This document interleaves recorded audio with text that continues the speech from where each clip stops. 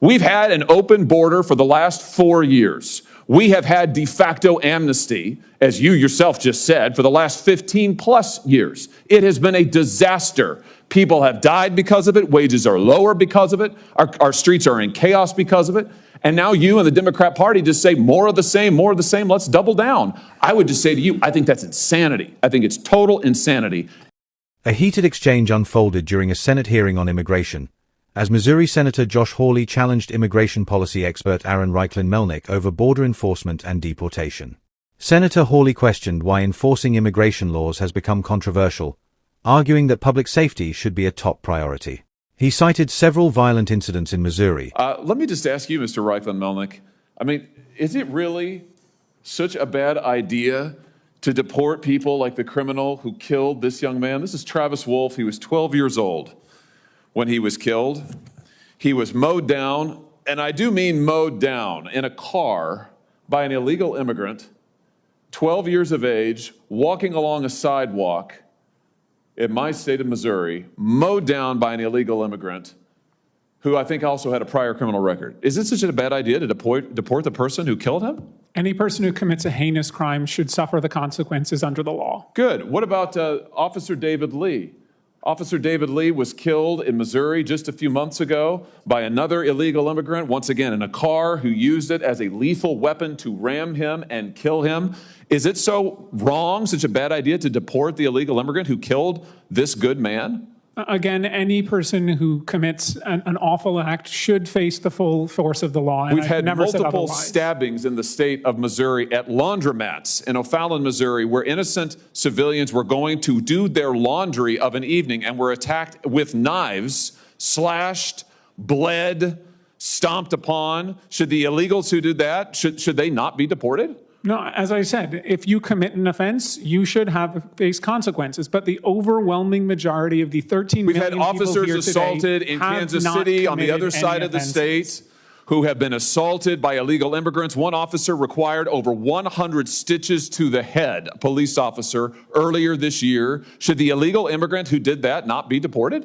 Again, they should face the consequences of the law, but they are a very small minority of the population that President Trump is promising to deport. Well, let's talk about the rest of the people who you don't want to be deported. You said in an article that you wrote recently, new report shows devastating costs of mass deportation. You wrote this in October. Do you remember this piece? Yes, that is a summary of our report that we published so in in this October. piece, and it's also in your written testimony, you talk about how much the economy will lose if the United States actually enforces our immigration laws and deports folks who are here illegally. And I want to quote you now. You say some industries would be particularly hard hit, including construction, agriculture, and hospitality, which combined would lose more than 2.5 million workers. What's the argument here, that there aren't American workers who are available to do those jobs? No, and as I said previously, there likely are, but the issue is that— And you don't want their wages to rise? I think that we want to pass a path to citizenship so we can have a level and fair playing field for every American. Why would you want American citizens and those who are here lawfully to have to compete against illegal immigrants who, by the way, are often paid not minimum wage, who are not given the federally mandated benefits precisely because they're here illegally? Why would you want to drive down the wages of millions of working Americans who can't get those jobs in construction, agriculture, and hospitality because illegal immigrants are getting them? Suppressing wages in the meantime. Why would you want to do that? Well, if you didn't hear from my initial testimony, you know I don't want that. Oh, listen, I read your testimony word for word, and I've been watching it, and I know what the answer is. You don't actually care about working people because you're absolutely hell-bent on this ideological agenda of opening our border. You want to give everybody who's here a path to citizenship. You want blanket amnesty. You talk about mass deportations. That's your word, not Trump's. You want mass amnesty, right? It's right here in your testimony. We want a path to citizenship for people who pass a background check, who pay a fine. That's amnesty, who you just said is millions of people, 13 million people. Right, 13 million people you want to dump into the labor force. They are already who will drive in the labor force, illegally, Senator. They're here, yes. taking jobs from American citizens. And perfect. So here's your plan. So just if you're wondering, America, here's the Democrats' plan.